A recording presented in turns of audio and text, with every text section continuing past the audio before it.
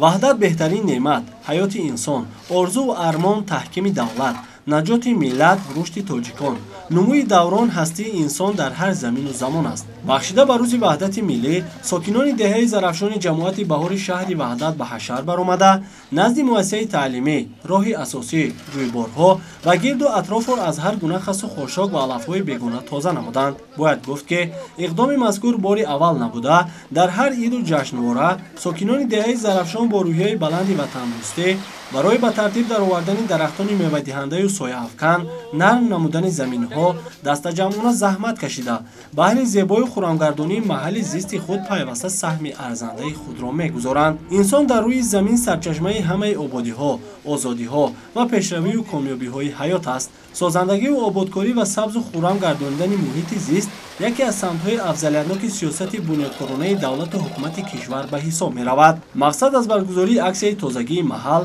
این توزیع آزاده نگاه داشتن اطراف دهه از پرتاب‌ها و جلب بیشتر ساکنان در بهتر نمودن وضع سانیتری و اکولوژی محیط زیست، دستگیری نمودن از اقدام و کارهای سازندگی و آبادانی حکومت مملکت و بلند برداشتن سطح معرفتی اکولوژی اهالی، اینچنین به این وسیله سهمگذاری در ترغیب و تشویق دستاوردهای دوران استقلالیت، گسترش کارهای آبادانی و بلند برداشتن معرفت حقوقی ساکنان میباشد.